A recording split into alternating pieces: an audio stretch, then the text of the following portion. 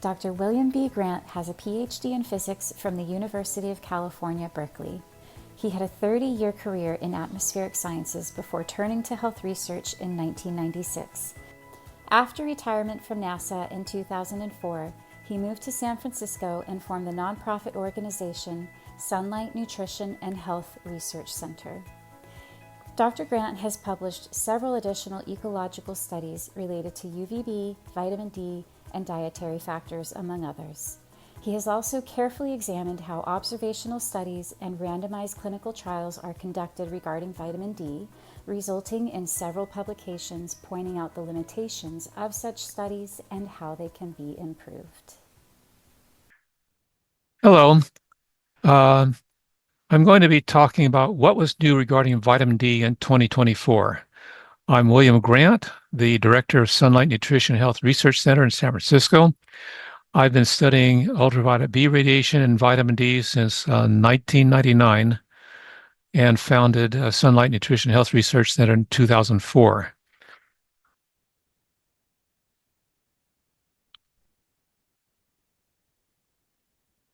So the outline for today's presentation is given here.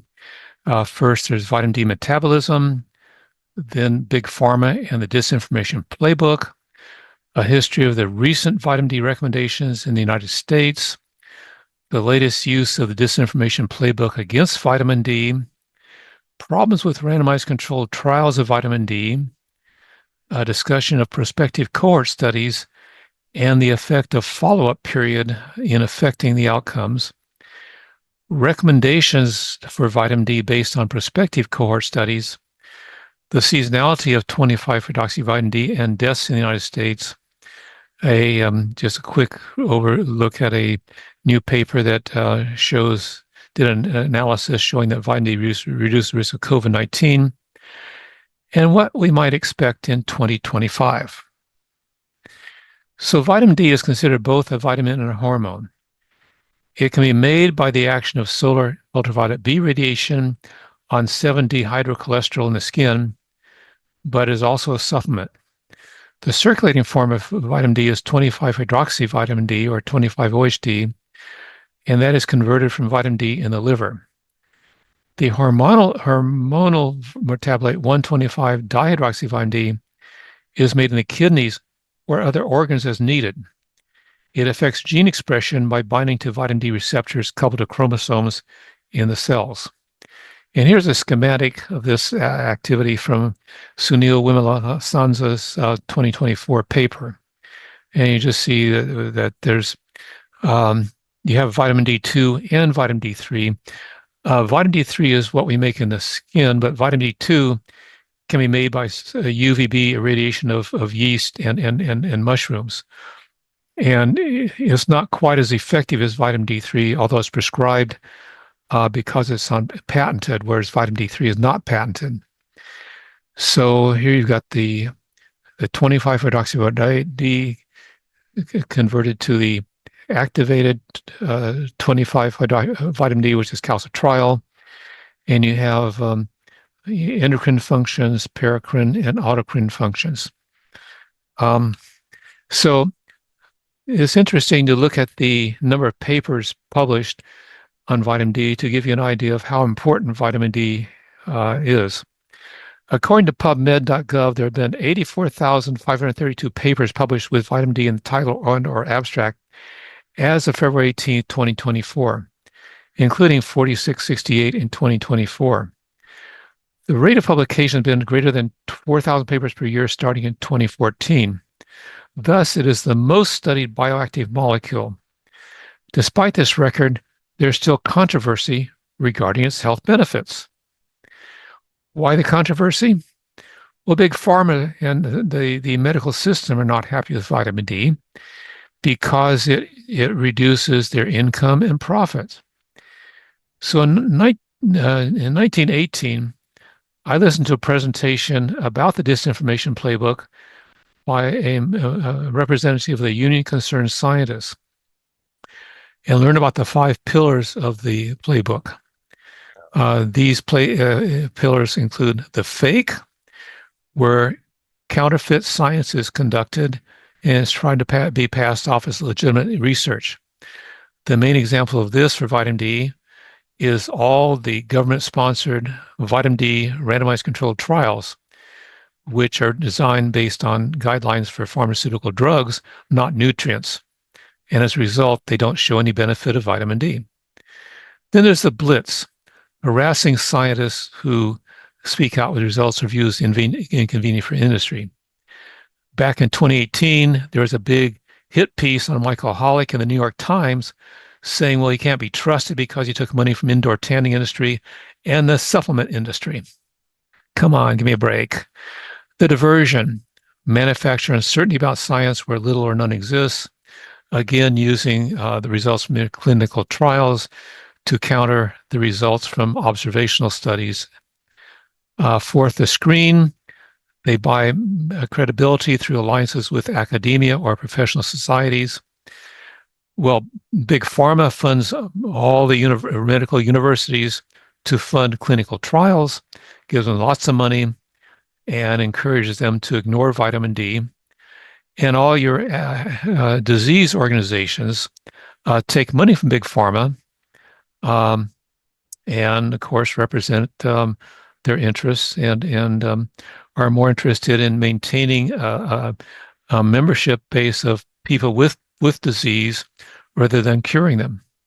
Finally, there's the fix, manipulating government officials or processes to influence policy inappropriately.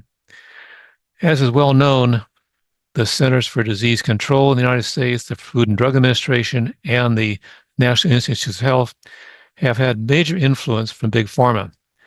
That has changed in 2024, and this should result in changes regarding the acceptance of vitamin D.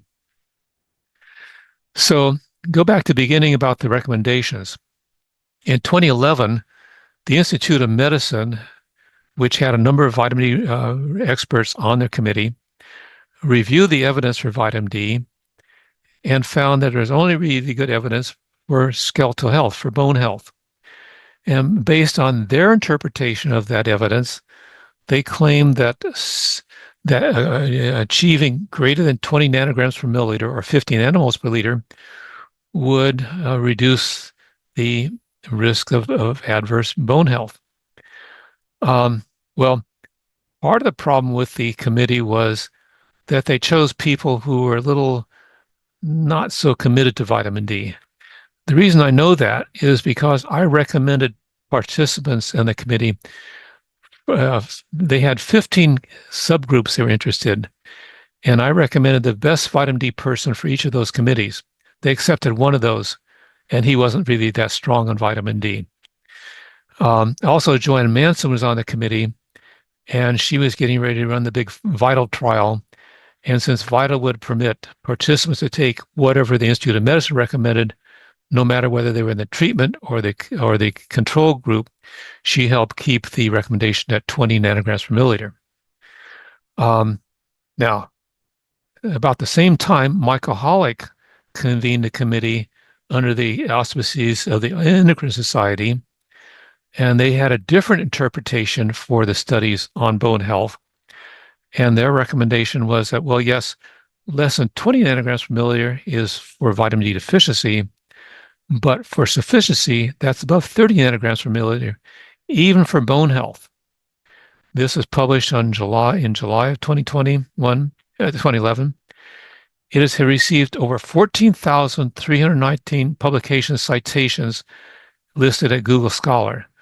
So it essentially became the best recognized recommendation for vitamin D, sort of marginalizing the Institute of Medicine report, although the official recommendation from the U.S. government is still the Institute of Medicine report. Now, just a few months ago, a new Endocrine Society committee met with vitamin D experts again, different set of experts, and they reevaluated the evidence based only on clinical trials.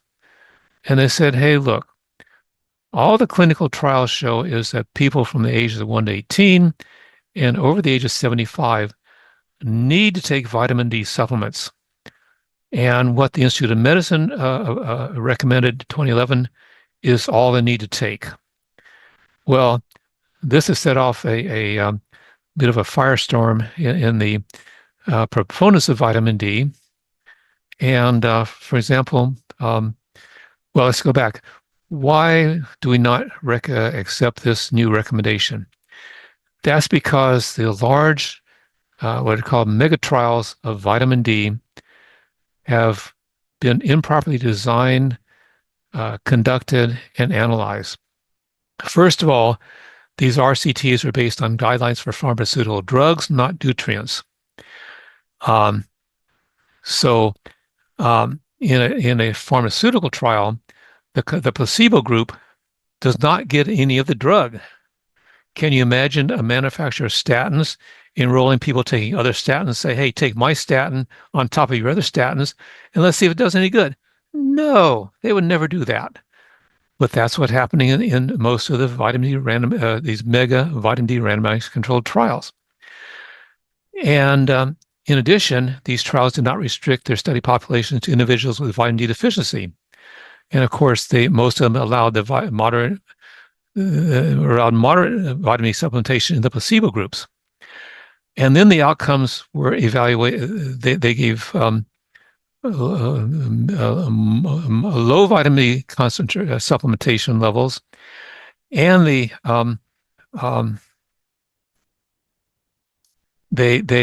evaluated the outcome based on intention to treat, not achieve 25-hydroxyvitamin D concentrations. As shown in a recent reanalysis of study on supplementing participants in a pre-diabetes trial to conversion to diabetes, taken 4,000 IU per day. When they analyzed just based on intention to treat, they found no beneficial effect. But when they evaluated based on achieved 25-hydroxyvitamin D, they found that those who achieved greater than 50 nanograms per milliliter had about I think a 50 to 70% reduction of conversion to type 2 diabetes. So these are some of the problems with these clinical trials. So I, along with some of my colleagues, Sunil Wimalasanza, Pavel Pludowski, and Richard Cheng, published a paper submitted in 2024, published in Nutrients in 2025. We said, based on the fact that the existing guidelines are based on these clinical trials, that really is the findings from prospective cohort studies showing higher 25-hydroxybutene concentration reduce the risk of major diseases and mortality, as well as pregnancy and birth outcomes, that should be the basis for vitamin D recommendations. And I'll show you what we mean by that. So prospective cohort studies enroll participants and measure important variables at the time of enrollment. The participants are followed for a number of years, and adverse health outcomes are recorded. At the end of the follow-up period, rates of adverse health outcomes are compared for different baseline 25-hydroxy-D concentration ranges. However, the apparent effect decreases to zero as the follow-up period increases to about 10 years, after which it becomes variable since it's no longer really linked to the baseline 25-hydroxy concentrations. And what I mean by this is that there is an effect called regression dilution. This was demonstrated in 1999 with data from the Framingham study. Data from people who were followed for 26 years with diastolic blood pressure and blood cholesterol values measured every 2 years. And these two plots show the mean value for the quintiles divided at the beginning of the study.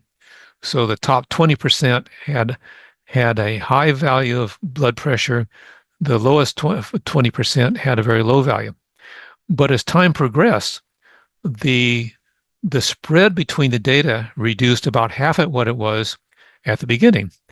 That's because the variables, no matter whether it's blood cholesterol, blood pressure, serum 25-hydroxyvitamin D concentration, dietary input, et cetera, they all change with time. And some people get higher values, some people get lower values. And you have what's essentially called the regression to the mean, or here the regression dilution. So I've been applying this finding to a lot of the studies for not only vitamin D, but for diet. So here's what we found for example, for colorectal cancer. So this is the plot of odds ratio for colorectal cancer for high versus low 25-hydroxyvitamin D concentration. And you see that the linear regression fit to the data out to 12 years shows that for men, there's a large change from over 1, where 1.0 is essentially no effect, down to about 0.74 at time equals 0. Whereas for women, it only decreased from about 0.87 down to 0.77. So men are more likely to be out in the sun, either working or playing sports or just outdoors, whereas women are more likely to be indoors, as well as cosmetics that block the UVB production of vitamin D, and so they had a lower slope. But notice that by the time you get down to 1 year, they both had the same beneficial effect, a reduction on colorectal cancer, about 25%. Now, what I've added here in 2024 are other things such as stroke. And what you see here is that for high versus low, by 1 year, you're up to a 60% reduction in risk of stroke, whereas at 10 years, you have no effect. After 10 years, there's no change in the effect because, again, the values are too far away from what they are at near the beginning. And so this shows that vitamin D concentrations have a very important effect in reducing risk of stroke, which is, now if you were to just average all the values, you would find about a 25% reduction. So considering the time effect, you get about twice the effect that is published in the what are called meta-analysis, where they average all the effects without considering time. It also turns out that age is another important factor that affects the relative risk in a follow-up study. If you have a health outcome that increases risk with age, the older the patients, the stronger the effect is you're going to find if you have an older group rather than a young group. You can imagine if you have a 30 years old who don't develop any stroke, you're not going to find any change no matter what the vitamin D level is. But if you have something like diabetes, which has sort of the same incidence rate for various ages, you don't find much of an age effect. Now, major cardiovascular disease, this shows for low versus high, there's about say a 55% increase for those with low compared with high. And this is less than 20 versus greater than 30 nanograms per milliliter. And again, by the time you get to 8 years, averaging over the entire period, you find no effect. For dementia, low versus high, you've got almost a factor 2 increase. And again, very little effect after about 9 years. So our publication, again, emphasizes the findings from prospective cohort studies. And it shows that serum concentrations greater than 30 nanograms per milliliter significantly lower disease and mortality risk compared to 20 nanograms less than 20 nanograms per milliliter. And this is achievable through supplementation with 2,000 IU per day or 50 micrograms per day of vitamin D3. Furthermore, we pointed out that a daily dose between 4,000 and 6,000 IU per day to achieve serum 25 concentrations between 40 and 70 nanograms per milliliter, as recommended by GrassrootsHealth, or 40 or even up to 80 nanograms per milliliter, would provide greater protection against many adverse health outcomes. Um, um, and what we noted, another feature of our paper was that we looked at the list of the top 10 causes of death in the U.S. and identified studies, robust studies, mainly prospective studies, showing that for 8 of the 10 causes of death in the U.S., raising serum 25-hydroxyvitamin D concentrations above 30 nanograms per milliliter would significantly reduce the burden of disease. And these diseases that we found beneficial effects for include heart disease, cancers, COVID-19, stroke, chronic lower respiratory diseases, Alzheimer's disease and other dementias, diabetes mellitus, and kidney disease. We omitted suicide and didn't think that evidence for liver disease was strong enough, but other people have told us that maybe it is. Now, Michael Hollick, in his rebuttal to the DeMay et al. Endocrine Society report in 2024, prepared his own list of benefits from the primarily observational study literature.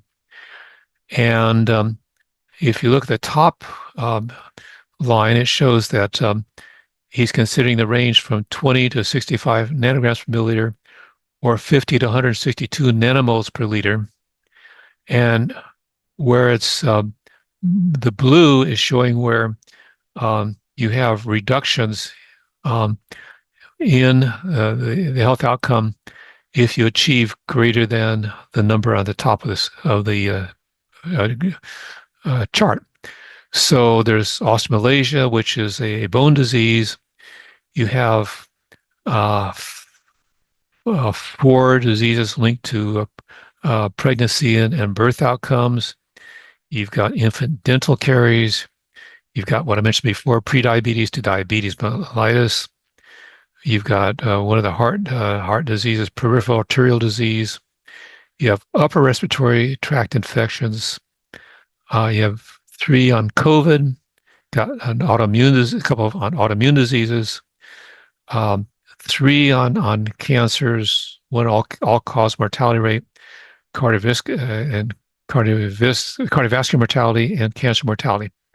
So I think maybe you can see now why Big Pharma and the medical system that make their income and profit based on treating disease rather than preventing it might want to try to discourage people from thinking that vitamin D is something that everybody should be taking. Now, it's interesting to look at the concentrations of 25-hydroxyvitamin D in the United States as a function of season. Now, this is a paper from 2013 showing, based on about 2.5 million measurements made at one of the companies that routinely measures 25-hydroxyvitamin D in the United States. And what you see is that while that for between 10 and 24 nanograms per milliliter, only 20% of the population is in that range in the summer. It's around 35% in winter. And for the lower range, below 10 nanograms per milliliter, is almost around 9% in the winter and 5% in the summer. That's very important since cardiovascular disease and infectious diseases are much more pronounced in winter than in summer. And that's why it's important to especially take vitamin D supplements in the winter. Now, here's a graph showing the deaths per day in the United States for the period 1979 to 2004. This shows about a 30% higher mortality rate at the end of the year than in summer. And much of this is due to, like I say, cardiovascular disease and infectious diseases.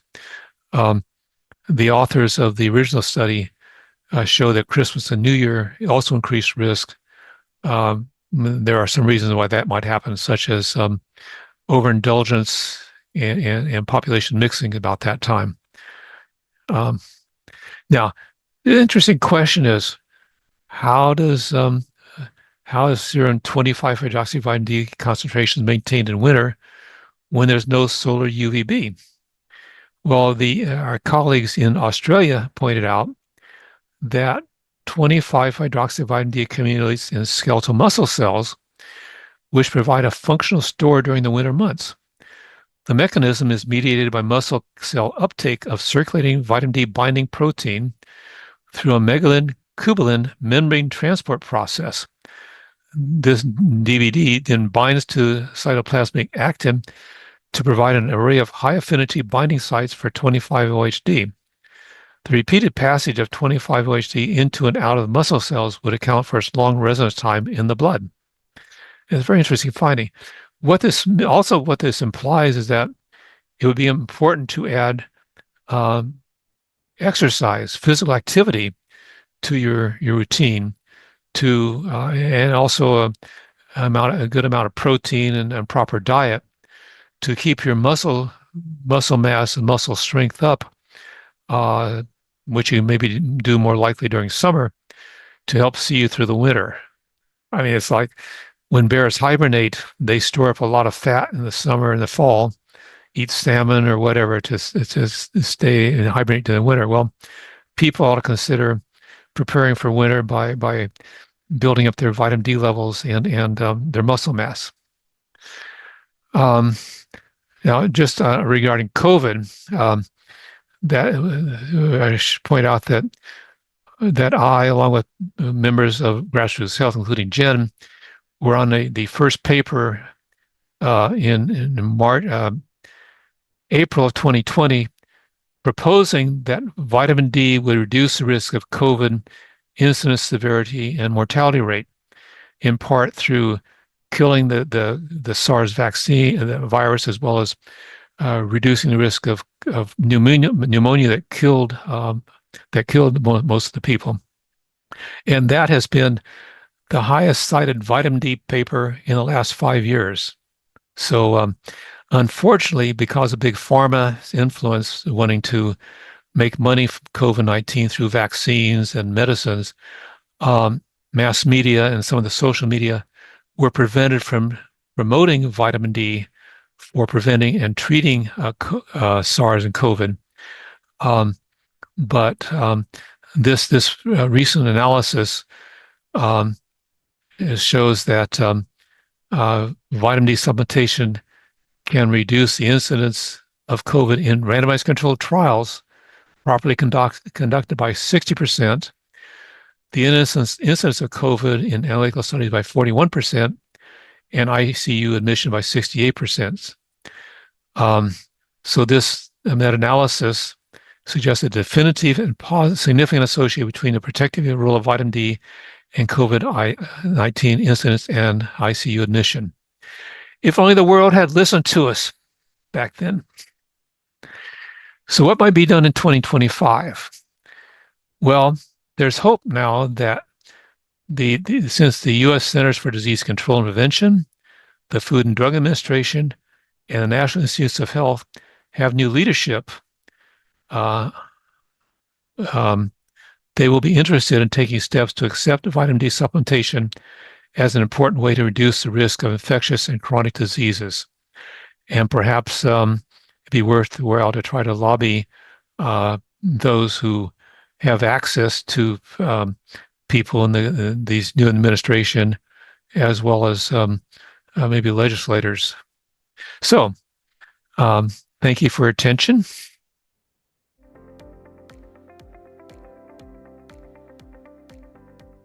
That was fantastic. Thank you. So I'm curious, with the Disinformation Playbook, do you see that being used against other nutrients? against vitamin C, because vitamin C as an intravenous compound can really uh, kill viruses and bacteria, and it has to be done through medical supervision because intravenous. And again, um, medical system sees that as an inexpensive approach that gets away from expensive treatment, and so they do fight that. Um, that's the main supplement I think that is poo-pooed. Mhm. So vitamin D really is taking the brunt of it. Yeah. And then also this issue with proper study design for nutrients compared to randomized placebo-controlled trials with pharmaceuticals. Do you also, for other nutrients, do you see other nutrients experiencing the same issues in terms of the reliability of their trial results as with vitamin D? Um, well, first of all, let's go back, point out that Robert Heaney, who has been associated with Grassroots Health, first wrote the guidelines for nutrient studies in 2014. Um, and the guidelines say that for something like vitamin D, you've got to look at serum 25-hydroxyvitamin D concentrations before you enroll people in the study. Only enroll people who have very low values. You want to supplement with enough vitamin D to take them to high values. You want to measure achieved 25-hydroxyvitamin D levels, and you want to measure them again, and you want to analyze the results based on achieved values. Um, and that's um, only been done in a few studies for vitamin D. Um, I've seen that a lot of other compounds like vitamin E failed in the clinical trials. I haven't gone back to see well, part of the problem with vitamin E trials is that there are four types of vitamin E: alpha, beta, gamma, and delta, whatever it is, E. And if you use only alpha form, it goes to all the vitamin E receptors, and the beta, gamma, and delta ones really want to see a different type, and so don't really give much. So the vitamin E trials have probably been compromised by not considering how to do it properly. I haven't looked at the B vitamin trials or the vitamin C trials carefully, but uh, I have seen that. Well, no, I haven't. Okay, that's yeah, that's it. So I guess it's really important to look at the mechanisms by which each of these nutrients work within the body, the differences, and to apply that to the study design. Right. Um, Yeah. For yeah. example, on vitamin D and COVID, it wasn't just that you wanted to kill the virus. You wanted also to reduce the cytokine storm, and you want to prevent and treat pneumonia. And I had shown in a 2009 study that looking back at the influenza pandemic of 1918, 1919 in the United States, communities that in the United States in the South and West that had higher solar UVB doses in summer and winter had lower case fatality rates. So the U.S. government at that point went around to 12 communities and sent people knock on the door, ask, did anybody in this household develop influenza? And if so, did they die? And so that was a case fatality study. And what we showed in that study was that it was pneumonia was the primary cause of death. And if you had the cytokine storm, which would disrupt the lining of the lungs, that would allow the ever-present bacteria and viruses and fungi to infiltrate and cause pneumonia. And so that was part of that. But then if you had enough vitamin D to induce cathelicidin to help kill the pneumonia bacteria, you could stop the bacteria. So it's looking at the whole picture, not just do we do one thing. Right, right. Okay, so another question I had, these guidelines that were set in 2011 by the IOM and the Endocrine Society. They both base their guidelines on bone health versus these other health outcomes that you highlighted throughout the rest of your presentation. Is there a chance? Is there a reason? Like, why just bone health when there's so many other health outcomes that we're now associating with vitamin D? Is it part of the disinformation playbook, or is it just that research hasn't quite caught up yet with these new non-hormonal, non-musculoskeletal actions of vitamin D? Okay. Well, if you go back to 2011, 2010, when the committee met, at that time, up until about year 2000, almost all the research on vitamin D was about bone health, rickets, for example, and falls and fractures and all that. It wasn't until people like Cedric and Frank Garland in 1980 reported that in an ecological study that solar UV doses were inversely correlated with colon cancer mortality rates in the United States. Was there any concern about UVB and vitamin D and cancer? And then it was a very slow road to get that up to an area of concern. See, most of the medical journals, turns out, the mainstream ones, are part of the advertising arm for Big Pharma. And they don't want to promote anything that doesn't benefit them. So when I came along on the scene in 1999 and saw the new Atlas of Cancer Mortality Rates for the United States, and now saw robust data that cancer rates were much higher in the Northeast and in the Southwest, I did another ecological study and showed that 13 types of cancer inversely correlate with solar UVB. I sent that to the journal Cancer, which is a mainstream journal associated with the American Cancer Society. And the reviewer said, "Hey, that's an interesting finding. Just get it edited and we'll publish it." I did. It was published in 2002. And then the critics said, "Well, you didn't consider all the other confounding factors." So I revised the analysis, added smoking and alcohol, et cetera, and submitted a new manuscript to Cancer and 8 other mainstream journals. And over a period of 4 years, they all rejected the manuscript. Finally, it was accepted for the Proceedings Journal, a Greek journal, for a German conference on UVB and vitamin D in 2006. But see, the mainstream media just had a block against even want to deal with it. I mean, you go back to the medical system, vitamin C, it was realized 100 years before it was adopted that vitamin C reduced risk of scurvy. It was only after the British Navy needed enough sailors to man their navy that they finally said, "Okay, you limeys, you got lime to get your vitamin C up while you're out at sea." Before then, they didn't really care. The men were expendable.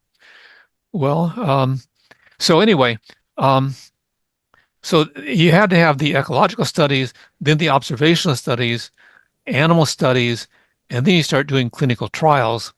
And so as you started identifying multiple sclerosis and diabetes and cancer and cardiovascular disease as targets for vitamin D supplementation, then people started designing and studying the clinical trials.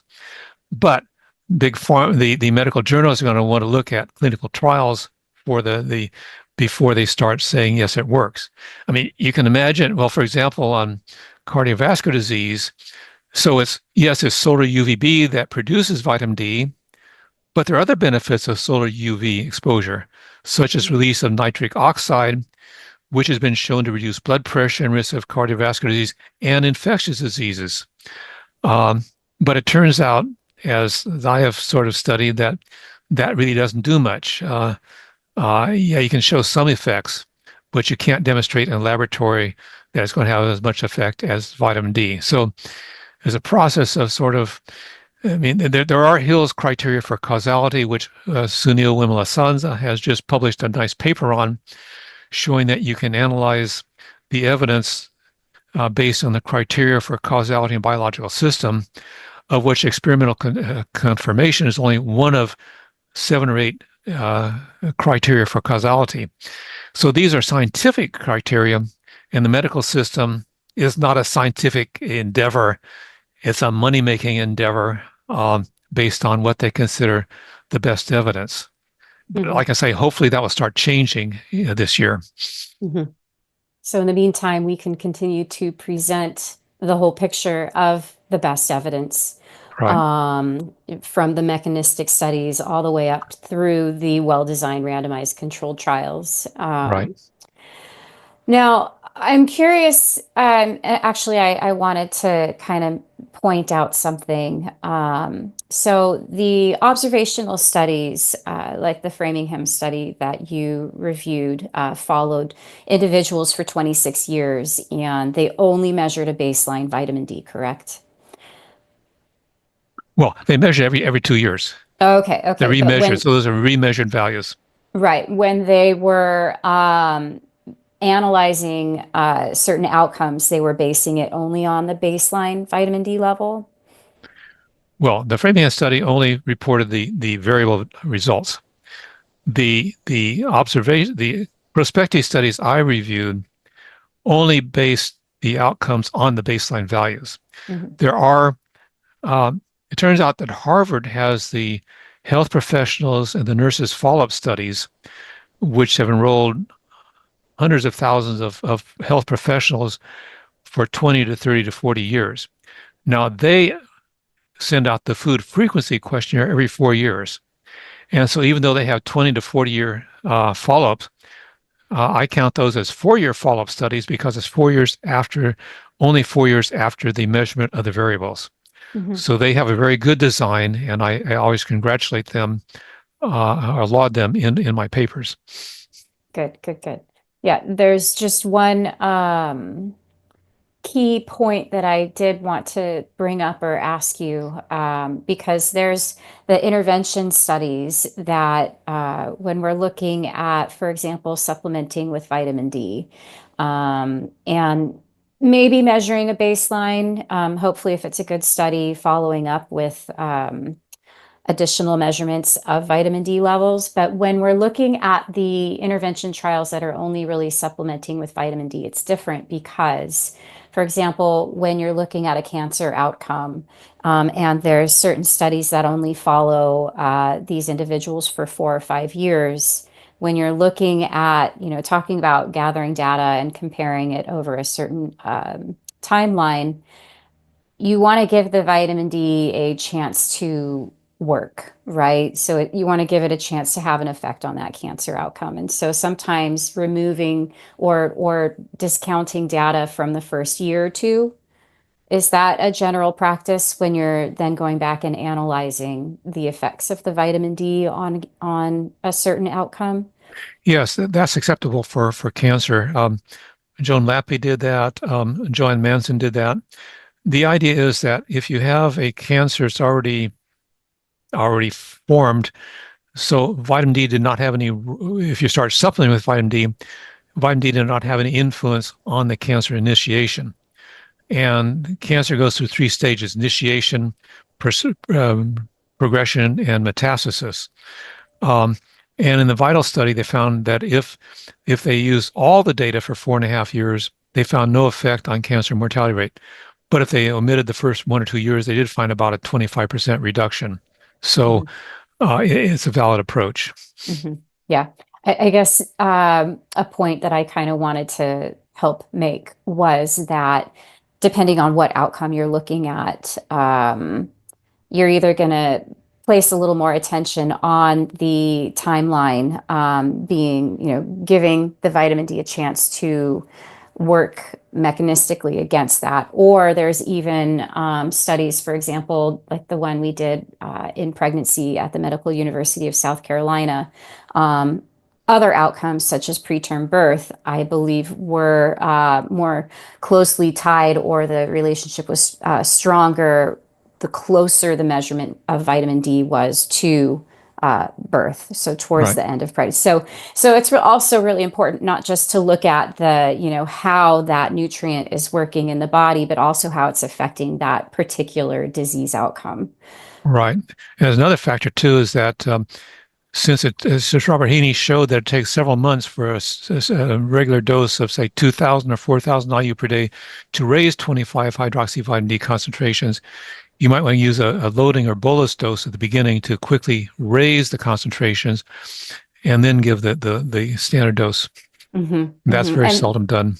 And all of this is key to why differentiating study design for nutrients, especially vitamin D, from pharmacological or pharmaceutical trials. These drugs are foreign substances in the body, whereas the body is utilizing nutrients every day for many processes and many functions in all different systems of the body. And so that's really a key point to keep in mind.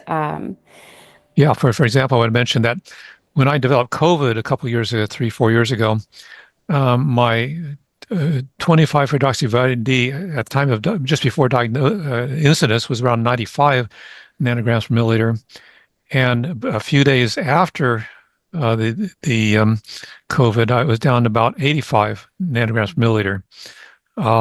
So yeah, vitamin D is used up in fighting a disease.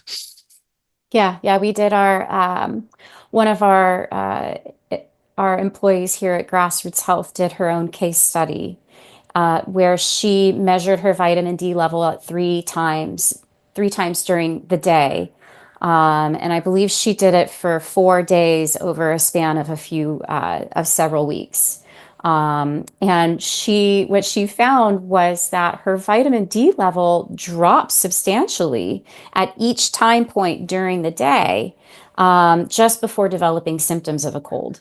So before she even felt the symptoms of her cold, her vitamin D was getting used up by her immune system, probably, right? To help to initiate that fight against the cold. So, Interesting. so, and then in all of this research that you have done to find all of these benefits with vitamin D, how many cases of toxicity have you come across? I mean, How many cases of what? in the research, how many times have you come across a study that has shown, toxicity at these levels of intake that we're talking about? None. Yeah. No, not below 100. Like I say, I was up to 100 nanograms per milliliter. No toxicity. And so the main argument that is thrown out against vitamin D by the Misinformation Playbook is, be careful, vitamin D is toxic. Right. Well, they're taught in medical school that any fat-soluble vitamin you ought to be wary of because it can build up in the body. Well, and if you look at the amount of adverse health effects from vitamin D deficiency versus the adverse effects from too much, it's 1,000 to 1, 10,000 to 1. And if you develop hypercalcemia, which is the main risk factor for high vitamin D level, 25 hydroxyvitamin D, you have all sorts of symptoms that flag something. You go to your doctor, he says, "Aha, you have hypercalcemia.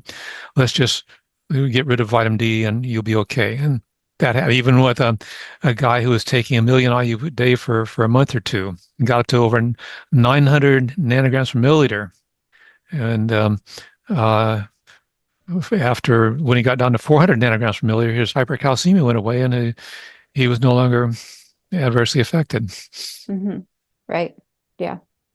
Yeah. The toxicity due to vitamin D deficiency is much greater than toxicity from too much vitamin D.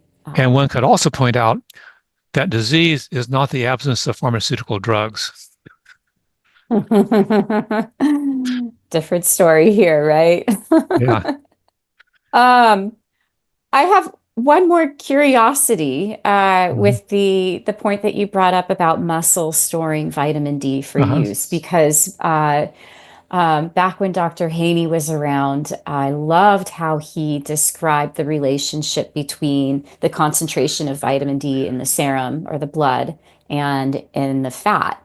Because one of these misconceptions that we hear all the time is, oh, well, the fat stores my vitamin D for later use, However, Dr. Haney was like, no, there's a constant ratio of vitamin D in the fat uh, to the ratio or to the amount of vitamin D in the blood. So that as the vitamin D in the blood starts to decrease, yes, it does pull the vitamin D out of the fat, but it's not to increase the level, it's just to maintain that ratio. So the vitamin D in the blood is still decreasing as it's pulling vitamin D out of the fat.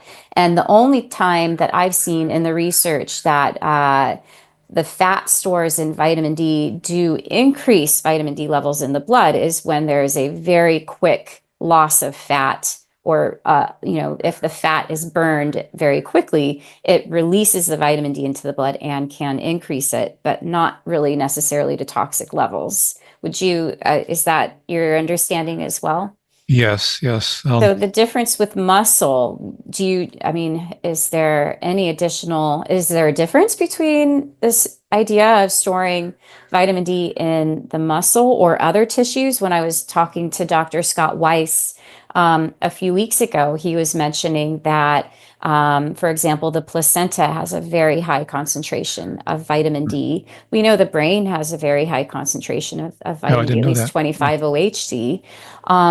So is it that the muscle and possibly other tissues are storing the vitamin D for later use to maintain blood levels, or do you think there might be something else going on?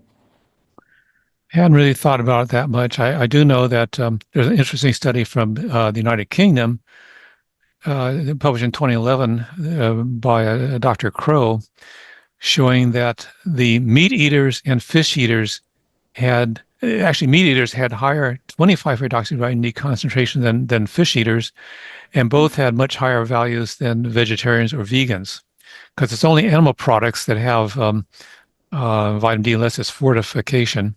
And it was interesting that the meat was a good supply of vitamin D. And unfortunately, that's not included in the food frequency tables, but it is in the scientific literature. Mhm. Okay. But I maybe vitamin probably it's probably the muscles use vitamin D for something. I don't know Mhm. what, but whereas the fat doesn't. The fat is more of a storage type thing. Unfortunately, I've submitted a manuscript on obesity and cancer and vitamin D, and it turns out that the especially the visceral fat, in other words, the fat around organs, in the abdomen, are very deleterious to many organs. They increase inflammation through many mechanisms, and they have mechanisms that vitamin D cannot overcome. So it turns out that just raising vitamin D serum 25-hydroxy concentrations in obese people to the same value as in non-obese people is not as effective as, in fact, in the VITAL study, it was shown that there was a 25% reduced risk of cancer incidence for people with BMI 25 or less, but there was not a significant reduction for people with higher BMI. And I think that's related to the fact that the fat is really competing with mechanisms with vitamin D. Mhm. Yeah, and that had to do with the survival rates and the metastasis and mortality with cancer too, correct? In Yeah. the VITAL study. Yeah. Okay. Well, are there any additional key points, any last words you'd like to share before we close up today? No, just keep taking your vitamin D or measure your 25-hydroxy D and do your exercise, and good health to you. Yes. Yeah. All good. Get your sunshine too. Just don't burn. Sunshine too. Well, thank you again, Dr. Grant. I really appreciate your time today, and I look forward to speaking to you next time as well. Well, thanks for inviting me. It's a Of pleasure. course. All right.